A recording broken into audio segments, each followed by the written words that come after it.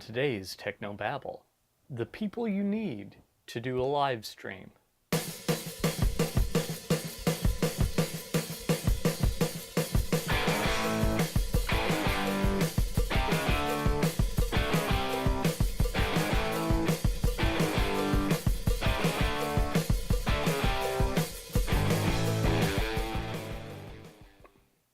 Hi, and welcome again to another episode of Techno Babble. This is the show where every week I talk about using video and graphic design in the church.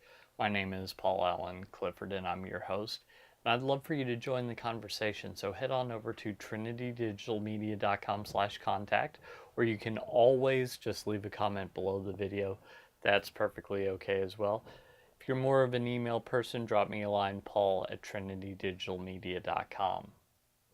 So, if you're doing live streaming at your church, you might know that I'm in the midst of a project about live streaming. And so I thought that I'd share something about the personnel involved. Now, it is the case that technically speaking, you can do a live stream just by setting up a camera, sending that into an encoder, and then sending that off to the internet. Technically speaking, that qualifies. But let me encourage you to do better than that. I think that as you put more into a video, I think that you'll find that it communicates that the message is more valuable than if you don't. So what I'd really love every church that is thinking of getting into live streaming to do is skip the step of we just throw a camera in the back of the room and don't think about it. Skip that step and proceed directly to we want to live stream multiple cameras with a switcher with dedicated sound. Now I realize this is a lot more expensive. I get that. But I also know that it's light years above just the cheapo, it just barely works system that so many churches start out with. So I'm assuming that you don't do iMag already. Now iMag is image magnification, and what that means is you use cameras to put video up on screens to help with sight lines and help people to see. I'm going to assume that you don't have that already, because if you do, it's not a big leap. Instead, I'm going to assume that you're starting with nothing. Let's say you're a church plant or you're new into this arena and you just really want to do a good job. So let me explain some of the people that I would like to see you use in your live streaming ministry. First off, you need a director. Now, the director is the person who comes up with the vision of the live stream. This person knows what they have in mind and wants to make what's in their minds come into reality. The director can also be a producer. The director can also be a technical director. In some situations, the director can even be a sound engineer, although I wouldn't recommend it. So that's what a director does. The other positions that are sometimes combined into director, technical director, that's the person that operates the switcher. Producer, that's the person that oversees the content, not necessarily the artistic shots of your live stream. Also the person that communicates with everyone to make sure you know what's coming next, etc. Kind of the leader of the operation. After that, we have camera people. Now, a lot of churches try and get by with robotic cameras. I understand you don't want to take up the space of having someone with a tripod. I get that, but here's the thing that you should know.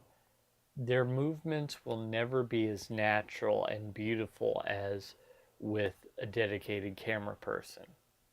Now, that's not to say that if you have a dedicated camera person with a bad camera and a bad tripod versus a really great robotic camera, that the camera isn't going to win. I get that point. But still, it remains the case that someone who can operate a camera well and has good equipment to do so, that person is going to run rings around a robotic camera.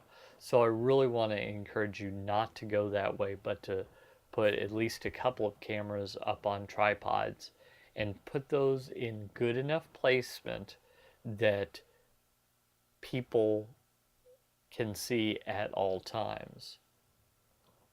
So you have two camera people, unless you just have one camera, but generally at least two camera people, a director who may be functioning as a technical director and a producer, and a dedicated sound engineer.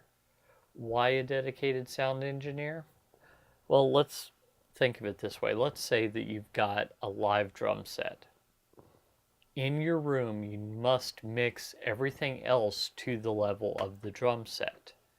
Now, you can do things to cut down the volume of the drums, but really, it's much better to mix to what it is in the room and then go with it that way.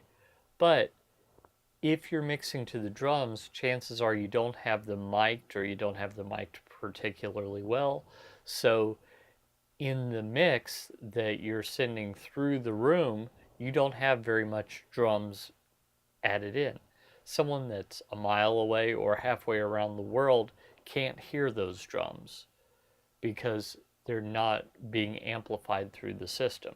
So it's better to have someone remixing the audio specifically for the online campus. Understand? So that's another person. So ideally, if you fill in all the positions, you've got at least two camera people, a director, a technical director, a producer, and a live sound person. That's 6 people.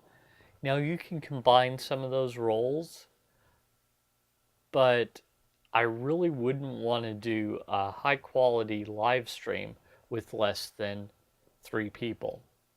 A director, a sound person, and 2 camera operators. So that's 4 actually.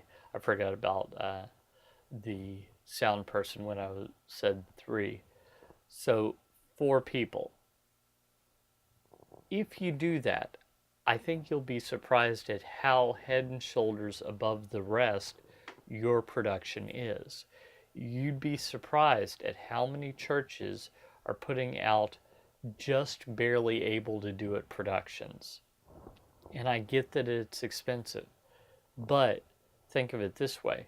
For some people, that's the only church they can go to. Maybe they're in an area of the world where you're not allowed to go to church. Maybe they're not physically able to go to church. Maybe there's some part of their schedule that prohibits them from going to church, but they can take their lunch hour, watch online during church, and then be done and back to work in a good amount of time so they don't lose their job.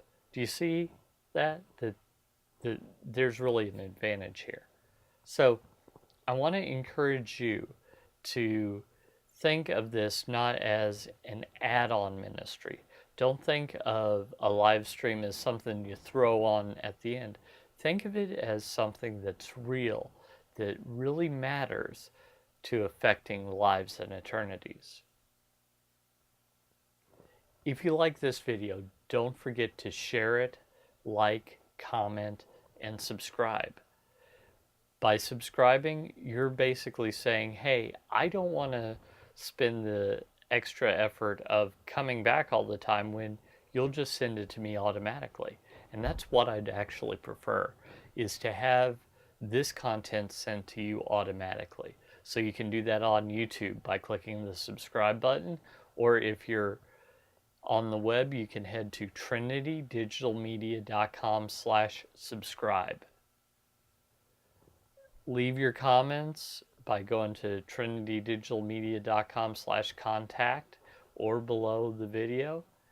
And I hope that helps you and your church go out and change eternity. Until next time, this is Paul Allen Clifford with trinitydigitalmedia.com.